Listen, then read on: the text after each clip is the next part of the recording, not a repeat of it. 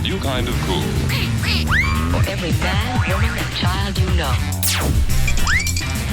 Ask for a free demonstration now. But wait, there's more. What a wild idea. It's Ad Nauseam, the show where two old, balding advertising dudes watch spots, crack wise, and drop knowledge as they critique the good, the bad, and the exceedingly ugly commercials of yesterday and today. Now, here's the Siskel and Ebert of commercial criticism. The ad world's boob-tube brothers, Mike and Joe. All right, let's get ready to put commercials on the spot as we review the most provocative, daring, creative, unusual, amazing, hackneyed, overhyped, dumb, or just plain awful on-air and online ads of the recent and distant past. All right, I'm ready with a spot I found the other day, Mike. Yes. That I can't quite figure out. Let's watch it together and see where it went wrong, or maybe went right.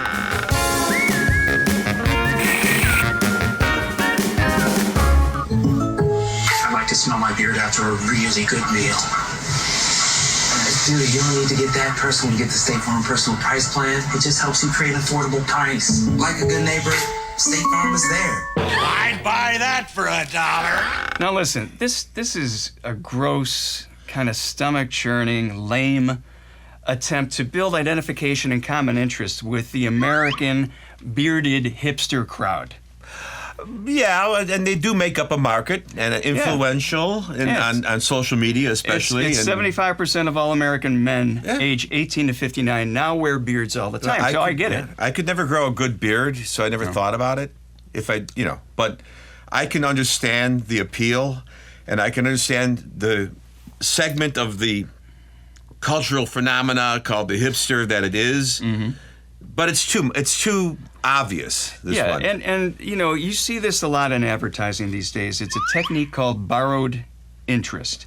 And it's where a product seeks to latch onto a popular trend in the current culture to exhibit how cool and aware and with it that company is, and to build a positive rapport with those who are engaged in that trend, like wearing beards. Well, I don't blame any effort of inclusion. Mm-hmm. Hipsters included, this included. I have no problem with that. The problem I have is the fact there's an underlying annoyance in this spot. And what is that? He's smelling his beard after a meal, and I want to know, what was that meal? Okay, do you mind? Are you implying something here? Yeah, I think it's obvious. I think it's... Well, state it for our audience. What do you think? He's a cunnilingus fellow. That's the fact, Jack! That's the fact, Jack! There you go. So you think it has a sexual overtone to it? I think so. I don't think it's... I don't think I'm being... I got to apologize to anyone. I don't feel like... But I feel like he's had sex. Okay.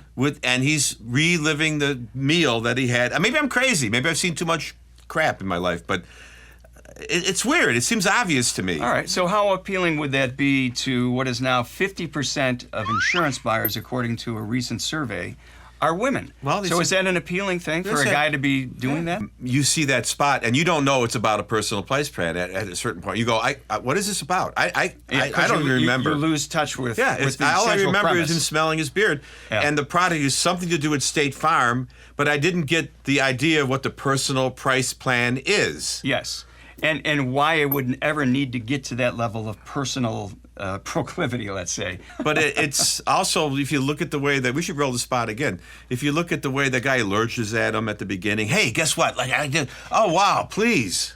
Well, maybe you're right, but why don't we look at the spot again and talk about it, and I'll tell you how I think it got through as an idea. I like to smell my beard after a really good meal. Dude, you don't need to get that personal when you get the State Farm personal price plan. It just helps you create an affordable price. Like a good neighbor, State Farm is there. There's about 20 people. I think you make a very cogent point, which is when a concept overtakes the message, have you been successful as an advertiser? No, you haven't been. Because you said all you remember is smelling the beard. Right, and something to do with Allstate. So there's no real association to what they're selling, which is a personal price plan, allegedly customized to your particular needs. The overall personal price plan campaign which by now you're really familiar with the football players and stuff like that. I still don't have it spelled out why I should be doing this and what it's all about. Yeah, especially in a 15-second spot where there's no time. Right. See, I've been looking at what you're doing, and I think you're in desperate need of change. See, sometimes advertising people, and I've worked in agencies in New York and California for decades, they get into this situation where, and let me explain to you how it happens. There's a 25-year-old creative team, generally speaking, I'm guessing on this.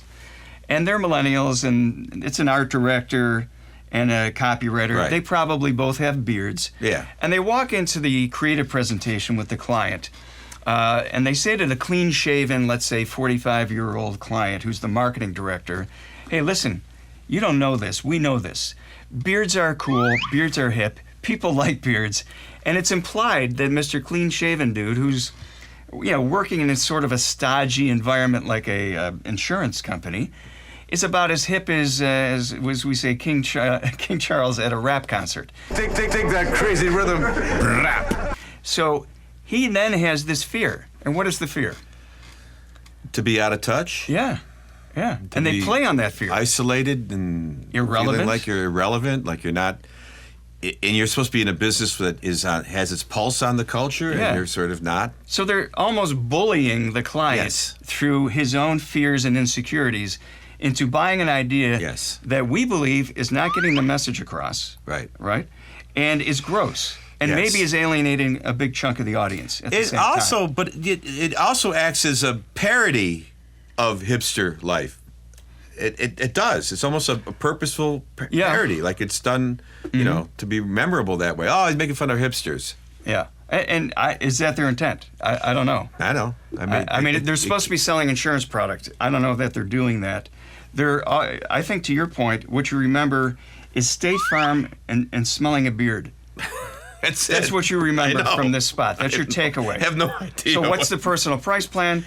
Do some people not know that State Farm's insurance? I think most people know that. But how does it all come together? It doesn't. No. So that's the fails as a spot. There it is. Because you're there to retain a client relationship, to retain payment for your work. And if your work isn't producing revenue on the other end of people buying that product, then you're in trouble. It's called advertising. And it's just, in that case, it's just creatives being creative for their own sake. Yes. And for their own ego. I mean, I love being funny and creative and nuts with things that I do. Sure. But it doesn't always work to sell a product. And I agree. And I get it. But there's people chomping at the bit to be funny, to be humorous, to be hip. And that's what you get. You get in that type of spot. Yeah, I call it a phobia. Yeah. Fear of being irrelevant. Yeah. And that's what they play upon with clients. I know you can't do hard information in 15 seconds, and it's there to reinforce the branding. I get all that, but it's still sort of, it hits you with some really strange connotations. It does. Is it just for shock value? Yeah, I think so. Is it to just make you remember something to do with a beard and something to do with State Farm? Is that the whole goal? Well, here? this is the because I'm not getting personal protection. This is the other end of the campaign, where most of the campaign is Patrick Mahomes of Kansas City with doing markers on his face, doing this and that, and everything's too personal, this and that. And I guess they sort of angled off this way to say, well, we have a little sidebar to this, where he smells his beard and it's fun, and it just reinforces the brand. Because, but once again, it's shock value. It feels shocking to see that kid smell his beard. And I never knew anyone would really do that, but I've never seen anybody do it.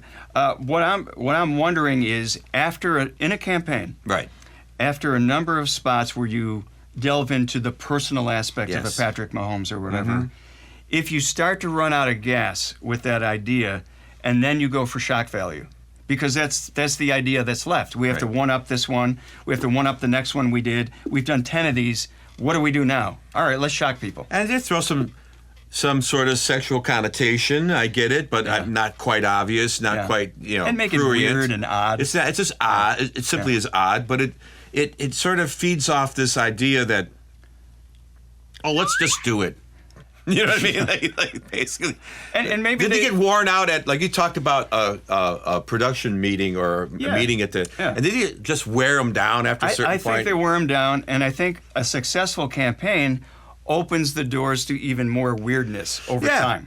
Or more, reaching further with the creative, not just weirdness, but going further, pushing it, and the client's just sitting back going, yeah, you guys have done 10 great spots. Here's the 11th. I wonder if on the set, that was completely planned to sniff his beard, or there was something else, because you can do anything now with cameras and digital and everything's, so you can keep rolling and doing things. Do you think they had a different concept? He might have just said, I got an idea. Yeah. He says, I'm gonna smell my beard. Yeah, that's what that hipster would do, because hipster can say a lot of other things. They can also, in a day shoot like that, say maybe the personal thing is that he's a singer. He sits there and sings a song. I could start blurting out. I love. Here's my favorite Radiohead song. Yeah. Well, you don't have to get that personal, right? All right. So how do you rate it? I give it, well, as far as like the impact it has, I give it 2 Ralphies. And that's for giving the audience a vomit-inducing stomach churn instead of a belly laugh. So that's all the ad nausea will foist upon you for now. Hey, Mike. No, you're talking to the audience. Hey, people. What's your favorite spot? Or your least favorite spot? Share it in the comments below. And be sure to give a Will Smith-style slap to the like button and subscribe. Yes, that way we can get paid for all this nonsense. So join us next time on Ad Nauseam, where we put commercials on the spot. Wow, that's amazing. But wait, there's more. This is pretty much the worst video ever made. Only 98 cents wherever toys are sold. You look so good. I just got the craziest idea. Hello, everyone. Will it make me sick like the reefers did?